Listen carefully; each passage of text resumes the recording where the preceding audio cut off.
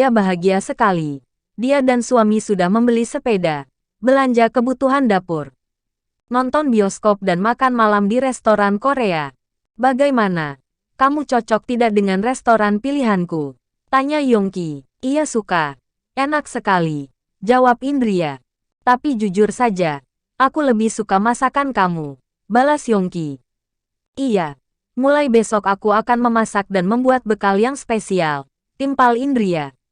Besok tidak usah masak tidak apa-apa. Aku tahu kamu kelelahan. Masak untuk makan malam saja, sela Yongki. Alhamdulillah, perut sudah kenyang. Sekarang mari kita pulang, ajak Indria puas. Sekarang giliran aku, sela Yongki. Giliran apa? Tanya Indria heran. Kejutan dariku, jawab Yongki. Kejutan apa? Tanya Indria penasaran. Pokoknya ada deh. Yuk ikut aku, ajak Yongki. Sesampainya di mobil, Yongki menutup kedua mata istrinya dengan kain. Loh, ini kenapa ditutup segala? Tanya Indria. Sudah diam saja. Tempatnya tidak jauh dari sini. Aku memang sengaja sudah menyiapkan semuanya, balas Yongki. Iya, jawab Indria. Yongki sangat senang ketika istrinya begitu patuh, sangat imut dan menggemaskan. Bikin Yongki geregetan sendiri. Yongki sejak tadi pagi sibuk dengan ponselnya karena memesan kamar hotel yang dihias seromantis mungkin untuk malam kedua mereka. Yongki ingin mengulang malam pertama mengerikan itu agar kelak tidak diungkit-ungkit terus ke depannya. Sebab Indria ketika marah masih saja menyerempet kesalahannya di masa lalu.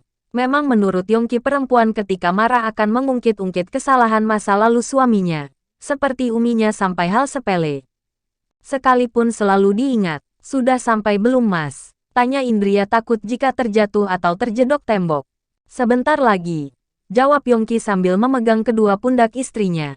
Yongki tidak peduli dengan tatapan orang lain. Dengan wajah tampannya dia memasang kepercayaan diri yang begitu tinggi. Setelah sampai di depan kamar, Yongki membuka pintu baru membantu istrinya untuk melepaskan penutup mata. Jaga kesehatan jantungmu. Jangan tegang nanti sesak nafas, bisik Yongki tepat di telinga Indria. Indria bergidik merinding. Apalagi saat membuka mata langsung disuguhkan dengan pemandangan kamar yang begitu indah. Apalagi ada bunga mawar segar yang begitu wangi dan masih fresh. Bagaimana? Indah sekali kan? Tanya Yongki. Iya, tapi hanya untuk tidur saja kenapa sampai memesan bunga yang banyak? Besok pasti sudah layu. Sayang duitnya, balas Indria. Jangan merusak suasana dong. Masa kamu tidak tahu? Kamar dihias seperti ini tujuannya untuk apa? Keluh Yongki. Indria langsung merinding. Sungguh seperti tengah uji nyali di pemakaman. Malam ini aku akan lembut. Jadi jangan takut ya, bisik Yongki penuh harap. Indria tidak bisa menolak lagi. Karena memang sudah kewajiban istri untuk melayani suaminya. Tetapi Indria benar-benar tegang dan sangat gugup. Yongki mulai melepaskan cadar dan jilbab istrinya. Seketika giliran Yongki yang menjadi gugup. Sungguh kecantikan alami bak bidadari. Mas, jangan sobek gamisku. Yang semalam dan yang ini adalah kesayanganku, sela Indria. Tidak akan, jawab Yongki langsung mengangkat istrinya. Yongki membawa istrinya ke kamar mandi. Di sana bathtub sudah terisi air hangat penuh dengan bunga dan aroma terapi. Yongki tanpa sungkan menceburkan istrinya sampai basah kuyup. Mas, pekik Indria. Mandi dulu yuk, biar segar, ajak Yongki. Sambil ikut menceburkan diri. Berendam air hanya berduaan dengan suasana yang syahdu memang romantis. Yongki duduk di belakang Indria. Dia menarik tubuh sang istri agar bersandar padanya. Indria, menurut kamu arti pernikahan itu apa? Jangan menurut hadis atau lainnya. Tetapi menurut sudut pandangan kamu sendiri, tanya Yongki sesekali mengecup kepala istrinya yang sudah basah. Seperti sayap, jika patah sebelah maka tidak akan bisa terbang. Jadi kedua sayap harus saling membantu agar bisa mengisi kekosongan satu sama lain, jawab Indria. Dan menurut aku, tiada pernikahan yang sempurna. Misalnya aku dalam hati benar-benar ingin berubah. Tetapi dalam waktu singkat ujian demi ujian hampir membuat pernikahan kita berantakan. Aku tegaskan sekali lagi, Indria, aku ingin berubah. Dan aku sudah berubah. Jika kedepannya ada hal-hal yang tidak mengenakan jangan pernah main kabur saja. Iya jika itu aku salah. Jika tidak, kamu sudah menzolimi suamimu sendiri. Dasar pernikahan adalah kepercayaan. Bujuk Yongki sangat lembut. Apa yang dikatakan Mas Yongki memang benar. Tetapi menjadi istrimu harus memiliki mental yang kuat. Sedangkan aku baru kali ini jatuh cinta dan harus dihadapkan dengan mantan yang banyak, jawab Indria. Iya, makanya aku bilang jika kamu adalah istriku yang hebat. Jadi, setelah ini jangan marah-marah lagi padaku ya. Harus wajar jika suamimu ini memang tampan. Jadi akan banyak mantan yang masih baper. Tapi yang jelas aku hanya mencintaimu, bujuk Yongki. Mas, apa menurut kamu aku adalah perempuan yang seperti itu? Aku tidak akan marah kalau tidak ada penyebabnya. Iya aku salah. Aku yang ceroboh. Jangan marah-marah lagi. Maafkan aku istriku. Bujuk Yongki mengalah. Tentu saja dia harus menjaga suasana hati istrinya agar baik. Jika tidak nanti malah Indria marah dan rencana dia untuk malam pertama yang kedua gagal total. Indria, berendam pakai gamis begini mana nyaman. Ayo aku bantu buka, ucap Yongki. Aku malu mas. Sela Indria. Ya sudah. Kalau gitu sudahan saja deh. Daripada masuk angin. Sergah Yongki. Yongki bangun duluan. Dengan percaya diri menanggalkan pakaiannya di depan Indria dan hanya memakai handuk. Loh, mas. Terus aku pakai ganti apa? Pekik Indria. Ah iya.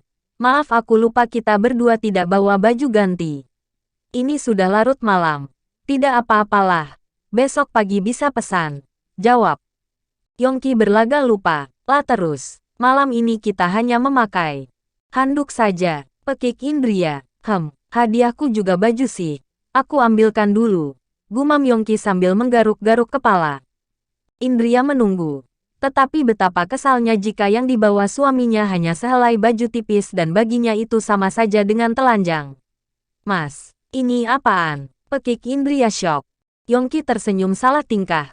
Menikah dengan perempuan yang polos memang sangat menyenangkan. Mas Yongki, masa kamu ingin aku memakai ini? Tanya Indria memastikan. Ayolah, hanya di depan aku saja. Menyenangkan suami juga ibadah loh. Dapat pahala yang banyak. Rayu Yongki. Mas, rengek Indria menatap risih pada lingerie pink yang dibawanya. Ayolah, malam ini saja. Bujuk Yongki. Ini namanya kamu menghadiahi dirimu sendiri mas. Bukan aku, sindir Indria. Setelah kamu pakai, aku juga akan menghadiahi kamu lagi kok, bujuk Yongki. Apa? Tanya Indria. Tubuhku. Jawab Yongki lalu keluar duluan. Indria sangat kesal, tetapi juga bahagia dengan setiap godaan suaminya. Sudah halal. Kenapa aku jaim-jaim? Dia suamiku. Gumam Indria. Indria nekat juga memakai lingerie hadiah dari suaminya. Saat menatap ke cermin dia malu sendiri. Suami mesum. Gumam Indria. Tetapi Indria malam ini tidak ingin terlihat memalukan. Jadi dia berusaha percaya diri. Indria keluar. Dengan senyuman yang begitu indah. Mas, panggil Indria lembut. Yongki langsung terperanjat kaget tidak menyangka jika istrinya mau juga memakai itu. Yongki nyengir. Menyambut sang istri dengan merentangkan kedua tangannya agar Indria mendekat dalam pelukannya. Sini aku hangatkan. Biar tidak masuk angin. Ucap Yongki. Kali ini Yongki menepati janji. Dia begitu lembut membuat Indria tidak takut lagi. Bahkan Indria dengan sepenuh hati juga membalas ciuman dari Yongki. I love you. Gumam Yongki sembari tenggelam dalam lautan kenikmatan. Indria membuka mata. Saat ini suaminya yang hanya memakai celana pendek saja tengah tertidur pulas. Dia melirik ke arah jam. Baru menunjukkan pukul 2 malam. Indria memainkan hidung dan dagu suaminya. Kemudian menempelkan wajahnya ke lengan suami. Tiba-tiba Yongki membuka mata oleh gerakan Indria. Sayang, kamu mau lagi kah? Goda Yongki berbalik ke arah istrinya. Segala sesuatu yang berlebihan itu tidak baik mas, jawab Indria. Kalau begitu besok malam lagi ya, pinta Yongki. Maniak, sergah Indria. Nanti mau mandi jam berapa? Kita mandi bareng yuk, goda Yongki. Tidak mas, aku sudah curiga jika mandi bersama tidak akan sesederhana itu, sindir Indria. Maaf ya aku bohongi kamu. Sebenarnya aku sudah menyiapkan gamis baru untukmu. Hanya saja aku ingin malam ini kamu tidur memeluk aku. Dan sepertinya setiap malam kalau seperti ini mengasyikkan juga, ucap Yongki dengan senyuman jahil. Mas, kamu menyebalkan sekali, ujar Indria. Menyebalkan atau menyenangkan? Menyebalkan, serius. Berarti malam ini aku kurang berusaha lebih lagi dong, goda Yongki. Mas, jangan bahas seperti ini lagi.